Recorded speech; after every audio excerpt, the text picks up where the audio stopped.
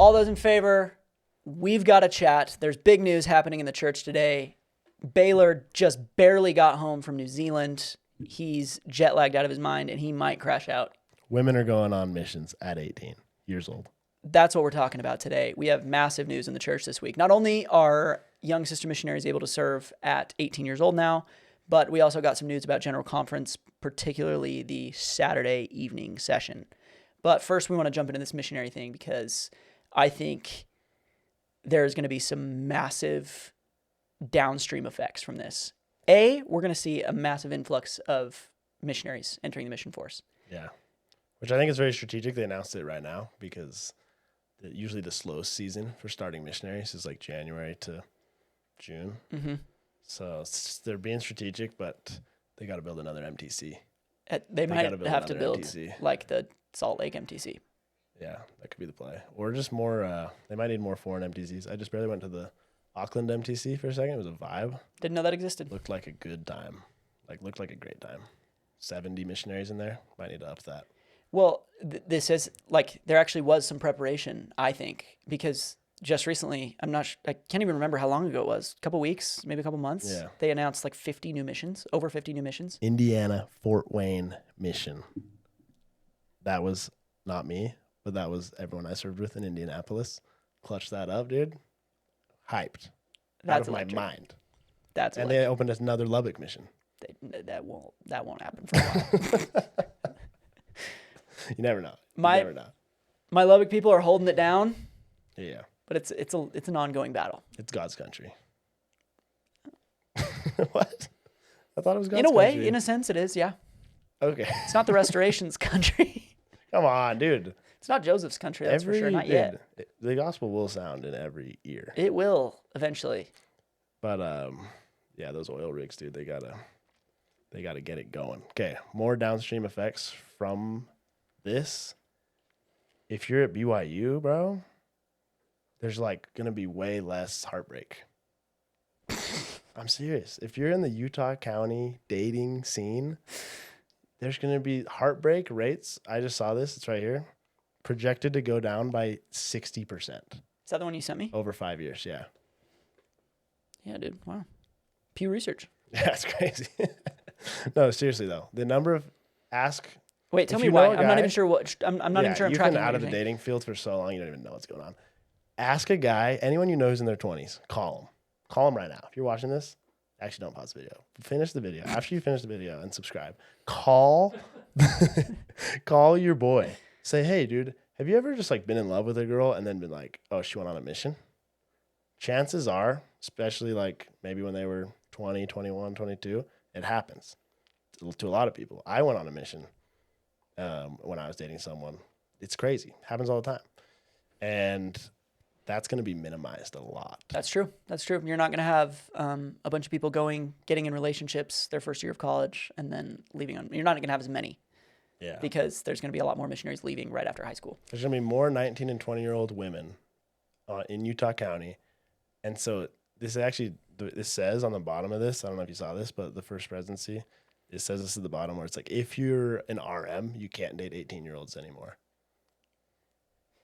Because there's more 19 and 20-year-olds. Said that in the study? No, that's in the church said that. Oh, it's in the announcement? I'm just kidding. They didn't say it.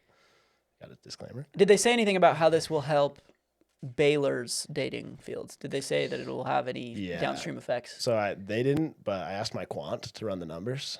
What did he come up with? He said I'm too old. It doesn't apply to me. Okay, good. Yeah. Good. So, because I don't think that the statistical analysis would favor an uptick in your dating outlook. No, it said because basically right now, if you check our DMs, there's just tons of Baylor, please take me out, whatever. It's that he said that'll maintain, but so that's it. Okay. Now. Yeah. No big swing. No big swing. Okay, cool. Another downstream effect. No downstream effects about Baylor. Thank goodness. Another downstream effect is I'm wondering if right after this semester, you'll have a bunch of freshman girls that will just say, okay, I'm not going to go back to school. They're maybe waiting for that next summer. Maybe they're not 19 yet, and Yes. then they're just going to leave right after the semester, or like sometime this winter. Like you were saying, it's the slow season. I wonder if we're going to see a bigger off season this year. If you're a young woman that's wanted to go to BYU, maybe you applied and didn't get in. This is the golden window. Like, you're at UVU, you want to transfer to BYU. Now is the time to go. Like, I very much think that is true. I also think a downstream effect is like an increase in the missionary force is going to be an increase in convert baptisms, which is insane because we've just been growing off the charts. Like, what was the number in the last 36 months? It was like 900,000. Yeah, almost 1 million people have joined the church. Imagine if like our missionary force increases by 25% over the next few years. Oh, it's going to be insane. It's going to be electric. So what I'm hoping will happen, obviously there's going to be more sisters serving missions. That's a huge dub for everyone. I hope we see more elders serving missions as well because of this. Because now, like, when I think about back when I was in high school, I was surrounded by just awesome girls that I was friends with. And many of them ended up going on missions. But, like, they were not part of, like, my mission prep gang and experience. Instead, it was just all of my guy friends, and we're all just, like, just stumbling over our steps, trying to get out into the field. And I'm hoping that, like, the impact for boys preparing on missions is that it becomes a more collaborative experience where now you see boys and girls in high school preparing for missions together. Their timelines are aligned, and the boys are like, oh, I don't have to be an idiot. Like, I can, like, just prepare the way the girls are prepared. I can read my scriptures. I can, like, be everyone else is kicking it into gear. I'm going to kick it into gear. Yeah, and maybe that's a generalization, but I feel like sisters prepare better for their missions in my observations, and I'd love to see that bleed into the boys that are in high school and to see more boys go on missions. And also to say, like, you know, boys understand that they have a unique responsibility to serve, and I hope that they see this and they say, okay, like, we're not going to let the girls have all the fun. Like, we are going to show up. Okay, and what you just said is actually, so I have one concern that we as Latter-day Saints need to be aware of, and we need to make sure that we're doing our best to minimize if we see it at all. And this is that I think there's a good case to be made that, generally speaking, men are duty-driven. They're driven by a sense of responsibility. So what I don't want to happen, and our audience is primarily young men, so if any of you are listening to this, I do not want anyone to say, okay, the mission force is increasing. A lot of girls are going. My responsibility is I can wash my hands of this responsibility. They're doing my job for me. You are needed more than ever. Like, this uptick in the amount of people we're letting out to missions and the age we're doing it isn't because we're, like, so close to, like, perfecting the amount of missionaries. We're doing it because the need for good missionaries is greater than it's ever been. Yeah. And approaching in the next few years, the church is going to reach a pivotal point. It's going to be a major moment for us. And we need more missionaries and more prepared missionaries than we could ever have asked for in previous decades. We need preach my gospel missionaries, dude. That's what we need. If someone comes home from their mission and they say, hey, I watched your guys' podcast and you inspired me to be a preach my gospel missionary, this would all be worth it, dude. If you said, hey, I put my nose in that book and I became the missionary that preached my gospel, that the apostles wrote that book to make me into, electric, dude. So, yeah, if you're a dude, you guys don't get it. Like, if you're in high school, you're watching this, like, you guys are special. I work with, I've gone on a few HXP trips with humanitarian trip, for those who don't know what that is. Yeah, it's humanitarian trip, youth trip. And spent some time with the kids that are in high school now and the youth of the church, dude. It's just, they're a different breed in the best way, dude. And I love Gen Z, love being a proud member of Gen Z. But if you talk to someone, if you talk to like some older person, they'll be like, well, I heard like everyone's coming home from their missions and like they're leaving the church or whatever. And no shade necessarily, but like a lot of those cases were millennials. A lot of millennials, just timing of things, different factors play into it. Some millennials left the church. Some of them we're seeing a some of them find their way back now from the kind of that maybe 2015, 2014 time when everyone was like, whoa, people are leaving the church. And it felt like the first time ever that people were leaving. Then Gen Z comes in. And this is all, I'm basing all of this off of the mormon.org, the B.H. Roberts Foundation study of Latter-day Saints.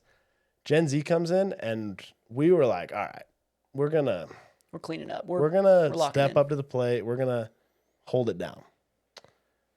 And this is not like, I don't need Gen Alpha to do what Gen Z did. I need Gen Alpha to up the momentum and to look at Gen Z and say, hey, you guys held it down. We're like knocking it out of the park. And they already are, more missionaries than ever. But like, if you're in high school right now, like you guys are so uniquely prepared to actually change the world and to preach the gospel in this era, like the technology era. And I don't mean like sitting around messaging people on your phone. I mean like you are prepared to connect with people all around the world who for the first time are joining a global culture. Like culture used to be so localized. Now, like I show up in the South Pacific and I've got freaking brain rot kids like making TikTok jokes to me. When I was in Romania with my wife's little sister was sitting next to a little Romanian girl. Neither of them spoke each other's language, not a single word. But both of them knew Tralalero Tralala, the Italian brain rot character, and they bonded over it. Yeah. And I'm not saying that like you're going to like just use brain rot every day as missionary. I'm just saying like you guys are so prepared to gather Israel and oh dude, so electric. I would go on a mission again. Dude, and what you were saying... I wouldn't have to worry about dating if I just go on another mission. So, the data shows millennials left the church at a higher rate than normal. Gen Z, we came in and we're holding it down. I feel like we are giving an alley-oop to Gen Alpha, and this news about 18-year-old sister missionaries being allowed to serve is just an even bigger boost. So, if anyone watching this is considering serving a mission at all, and you have doubts or anything, like please reach out to us. We'd be happy to talk with you. We've done it with lots of people who are considering missions. We've talked about what it's like. We've talked about what we did. I'm not a great example of how to prepare, but I can tell you some things you shouldn't do. Yeah. And also, so the third member of all those in favor who's sitting behind the camera, his name's Noah. He has an amazing podcast called LDS Mission Stories. If you want to go just hear what it's like to be a missionary, like if you're like, okay, what is it? Like, what is it day to day? What is it when I wake up? What do I do? Because they don't tell you that. No one tells you that. No one knows. So go listen to LDS Mission Stories. That our buddy's running that one. All you have is just your dad being like, oh yeah, I fought a cobra. And you're just like, okay, like what? What does that have to do with me? You know? And so, yeah, dude, check out Noah's page. And I want to say anyone who's like a little older, let's say you're, in this case, older, you're 19, you're 20, you're 21, you've been thinking about it and you're like, ugh, kind of a punch to the gut. You're like, I would have gone at 18, but I couldn't. And now my freaking little sister and I are going to be going at the same time, or whatever you're feeling right now. Let it come from two guys who both of us served missions at 18. I turned 19 in the mission field, came home. I was a young missionary. I was that young buck straight out of high school. Came home. I came home for 21 months. I went back to the mission field and I turned 21 and I turned 22. And when you're a 22-year-old missionary, you're like in the older, percentile. And there is no bad time to serve a mission. He just briefly mentioned it. I also was home for over a year and went back out. I was a 22-year-old missionary. And especially with these age changes, if you're considering and you're older and you haven't, you are going to be more needed than ever. Yes. Those older missionaries, I've been the younger missionary and I've been the older missionary, and both are like insanely important. But with this younger mission force that we're going to see, I think you should contemplate if you have a responsibility, you older people that haven't served. Contemplate if you have a responsibility to go out there and be an older example amongst the mission force. Yeah. Pray about it. Grade up. Pray about it. Read the scriptures. Like, it's crunch time, guys. Like, big things are happening. This is electric. There's never been a better time to be a member of the church, and there's going to be some electric stuff that we're going to do. And you know what? I'm petty. We're going to outpace the boomers and the millennials and the Gen Xers. Yeah. We're going to show them how it's done. Gen Z throwing an oop to Gen A. Yeah. We're going to see what we can really do. But if you are a watcher, if you're an all those in favor, I don't know what are. If you are one of those in favor. If you're one of those in favor, yeah. Oh yeah, let it. If you have an idea, called? yeah. Should we call you guys something? If you have an idea, let it comment. Yeah, drop it in the comments. Actually, we need that in the comments because I was going to say we're going to make a Facebook group too. So for all you future missionaries, hop in the Facebook group and, you're like, hey, Cade, Baylor, like, I'm trying to help, like, someone smoke cigarettes. I'm trying to help someone stop smoking cigarettes or whatever it is that you want advice with. Like, if you did say, I'm trying to help someone smoke, we would be like, no, don't do that. Like, please. That's like the opposite. So, like, whatever, just simple stuff like that we can help with. But yeah, we will be making the Facebook group. We need to name it. So yeah, drop the ideas in the comments. Also, we are some fun, really exciting mission prep things are in the works. Like Yes. Baylor and I both love our missions more than anyone, and we really want to help people prepare to serve as missionaries and prepare to come home and continue their missionary service. So just stay tuned. We're working on some really fun stuff. Yeah. And this news just makes us even more stoked to If you're someone be a with part of it. If you're someone with keys to a stake center, first off, me and my boys would like to play pickup Saturday morning, 9 a.m. Second off, we would love to do one of those, like what Cade's referring to. We want to do a mission prep, like fireside or like a night. We're just getting like no boomers allowed. Get all the dogs. Get all the boys. And just get hyped on, and when I say dogs, I mean elder dogs, sister dogs. Like people coming to get fired up. Or if you're like, I want to be a dog, but I don't feel like a dog right now. Like I don't feel like I got that dog in me. Yeah. If you don't feel that yet, that's fine. You can still come. But you have to want to like think about being a dog. Yeah, if you are even like contemplating if you have that dog in you, it's our dog. It's our dog.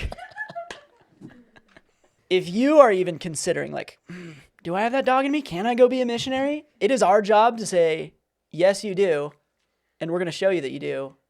And we're going to hype you up. In fact, we'll show you, if you come, we'll show you pictures of 18-year-old Baylor and 18-year-old Cade. And you will see we did not have that dog in us. We did not. We did not have There's that a dog picture in of us. us in the MTC together. Yeah. My shorts are If you small. think, let me be It's weird. It's a weird pic. What's up? Let me be 100% clear. If you feel that you are not enough to go on a mission, or you feel that you don't have what it takes, you don't know enough, you're not good at talking to people, let me look you in the eyes right now and tell you you're wrong. You're wrong, because it does not matter what you're bringing to the table. You're bringing loaves and fishes, and you can't feed the 5,000. Like you can't do it. So it doesn't matter. Bring what you have. What you have is enough. The Lord will feed the 5,000. I promise you he will. That's exactly what happened to me. I did not know what was going on when I started my mission. I didn't know. I didn't know anything. I couldn't teach. I didn't know the doctrine. I was selfish, full of myself, 18-year-old punk. I didn't know what was happening. Like, I wasn't there. And the Lord fed the 5,000. And all I can take credit for is showing up and witnessing. But I did show up. And your job is to show up. That's all you're asked to do. You're not asked to bring anything else to the table. You're asked to show up. And I will get equally as fired up about this topic, because I was so concerned. Like, do I have enough? Am I going to be able to be good at this? Am I going to learn the language? Am I going to be able to teach? Am I going to be able to like present the gospel so that people like want to partake of it? And I just had this realization that it's not about me. It's not about you. It's not about the missionary. And I think of like that scene from Doctor Strange where he's like in his like spirit form and he's talking with the bald lady, and he's like, I just don't think I can do it. I'm not ready. I don't know how to do it. And she's like, you are so stupid. You have not learned that it's not about you. It's not about you. You're not doing the work here. And that, like, just, I promise you, if you're considering, but you don't think you have enough, if you don't think you're good enough at it, or if you don't think you can do it, you are going to see that, like, my mission was where I learned what consecrating your efforts meant, what the Lord means when he says, I will consecrate your efforts, or what he means when he says, I will consecrate your afflictions for your gain.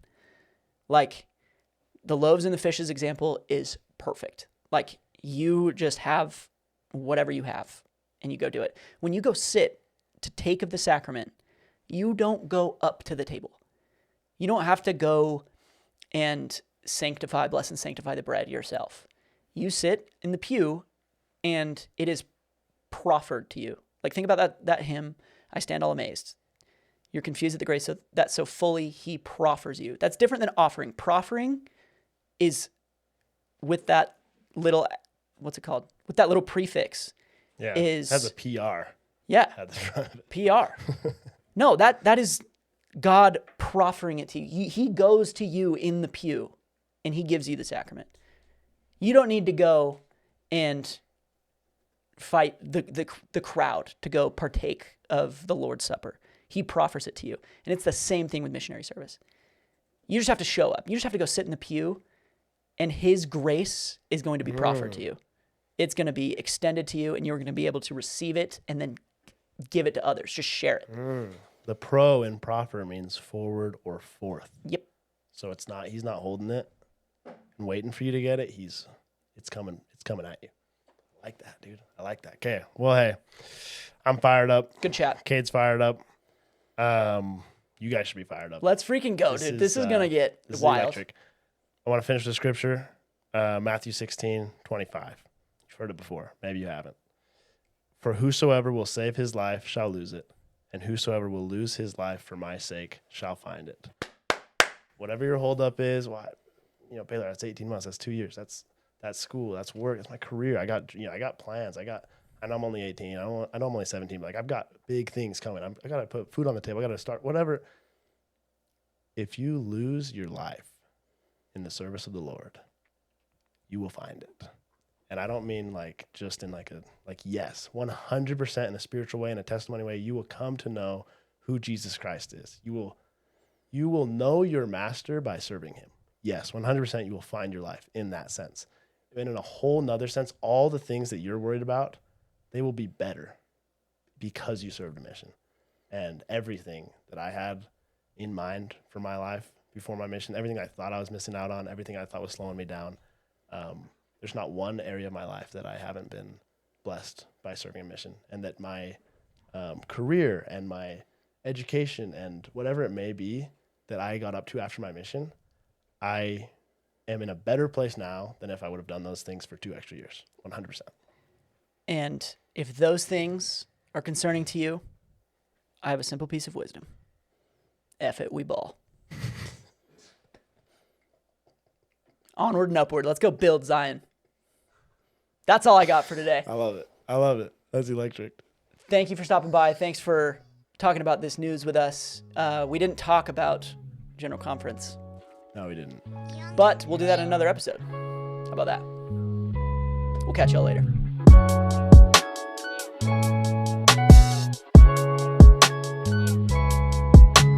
When we say dogs, I mean... Sorry. You just don't use dogs. Maybe just No, rain. dogs is great. Dogs is great. I'm sorry. Okay, listen. Yeah. Listen, I got it right here.